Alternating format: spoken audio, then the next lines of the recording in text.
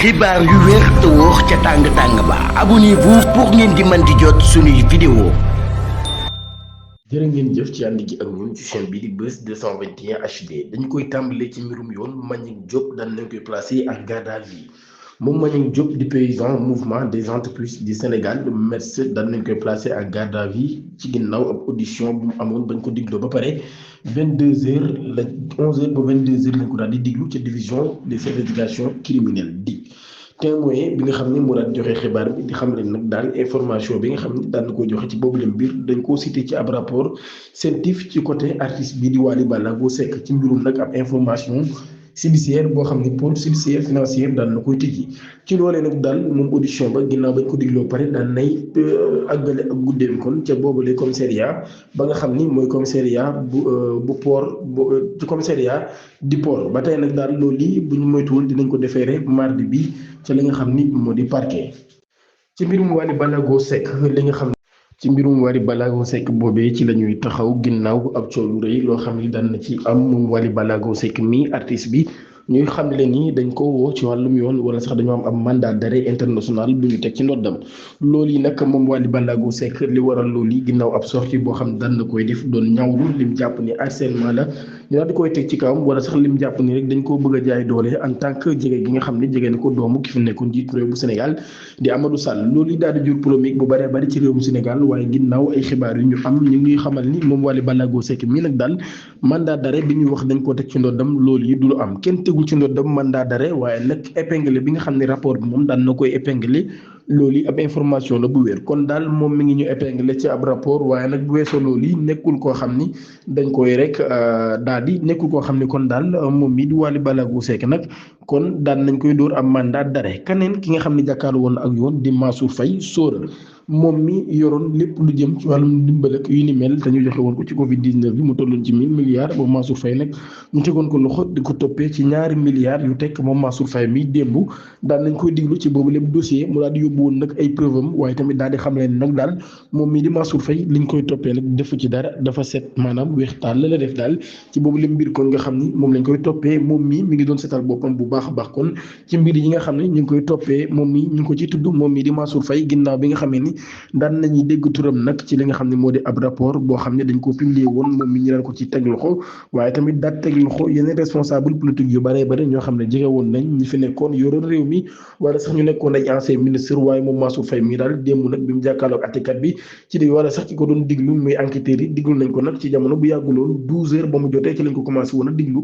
wala sax 12h05 mu toll woon nag lundi 15 septembre 2025 Mansour Faye mii nag bañ ko présenté ci kanam haute cour de justice ba moom mii nag daal daal di soloon li nga xam ne moo di yére bu blanc waaye tamit daal di ci ba tey ci noonu bi mu yére bu blanc la soloon moom mii nag Mansour Faye yoroon ab bloc notam ak benn bouteille noonu lañ ko gisee mu daal di duggee kon ci biir ñu daal di koy diglu mu daal di wax ci boobu leen mbir jàkkaarloo gi nga xam nag jàkkaarloo ak commission d'instruction ba moom maire bu Saint-Louis bii nag daal interrogé nañ ko ci fond dossier bi ci li nga xam ne nag moo di surfacturation bi ñu jàpp ni amoon na ci wàllum ceeb bi dañu waroon koo jox nag askan wi nga xam ne dañ koo yittewoo woon ci jamonoy Covid 19 bi muy am mbas boo xam ne amoon na fi moom mi ñu mandat dépôt woon ko depuis le 26 mai 2025 bi nga xam ni moom lañu génn moom mii ñu daal di teg ci moom ay accusation yu métti yu bare loolu association de malfaiteurs concussion corruption puce illégale d'entrée faux et usage de faux écriture privée de commerce ou de banque détournement de deniers publics blanchiment des capitaux et complicité mbir mi nag daal comme ni ñu ko waxee ñaari milliards la yu daal di teg moom mi àndoon nag ay avocat moom Mansour Faye mi ak pôle d'avocat am la àndoon waaye nag daan nay weddi daal lépp loo xam ne teg nañ ko ci ndoddam keneen ki nga xam ni daan nay weddi waat moom tamit ba tëdd ca naaj ba wala sax ay avocat am daal di koy weddil lu kenn ku dul Lat Diop démb ay avocat am wuute nañ ab point de presse daal di koy weddil ba tëdd ca naaj ba xam leen nag daal dossier Lat Diop bi jàpp nañ ni jaay doole la te ñoom tamit ñi ngi wax ne nag daal Mohamed Rassoul Dieng mi nga xam ni moom moo tuumal Lat Diop moom mii daal ñi ngi sàkku lan moo tax boobu ba tey confrontation amul ci digganteem ak Lat Diop waaye ñoom ñi tamit daal ñu daal di jàpp ni nag Lat Diop mi liñ ko def nag ak jaay doole la ak boobu ba léegi lan moo tax ñu koy bañal ak liberté provisoire yoo xam ne mi ngi koy sàkku ngir nag ñu daal di koy bàyyi néggandiku moom Lat Diop sax dem na ba ni dootul ñaan benn yoon ngir ñu koy may liberté provisoire ndax daal dafa sonn ci yooyu saa yu ñu ko may liberté provisoire rek parquet ba daal di interjeté appel ngir nag ñu daal di koy bàyyiwaat ci kaso bi moo tax moom Mansour Faye mii nag daal kon moom Lat Diop mii nag daal kon ay avocat am ñi ngi metti bu baax a baax li nga xam ne kon xew na ci boobu lépp dossier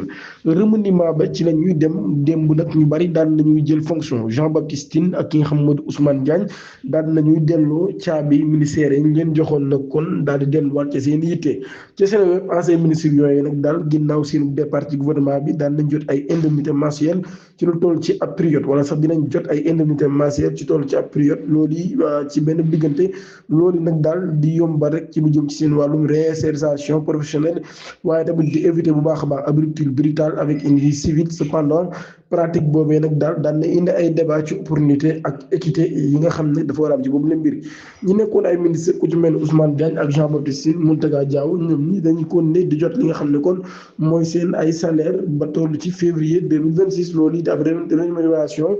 ab rémunération boo xam nag mensuelle la bu toll ci 2,9 millions de francs CFA yoo xam nag daal loolu yi ay indemnité de logement dina ci bokk bu toll ci 1 million loolu yëpp di 3 millions 900 loolu yi nag ñu war koo jot ci li nga xam ne ab diggante bu gàtt la loi sénégalaise réagit les traitements indemnités et avantages des ministres et secrétaires d'État. Selon cette loi, les ministres et secrétaires d'État percevront une indemnité mensuelle égale au traitement afférent à l'indice. kon daal ñoom ñii dinañ jot loolu mu nekk nag loo xam ni ñu bari daan na indi ab débat ci mbir moom mi nga xam ne kon daan lay am muy koppar yoo xam ne dinañ leen ko jox fii ak 6 février 2026.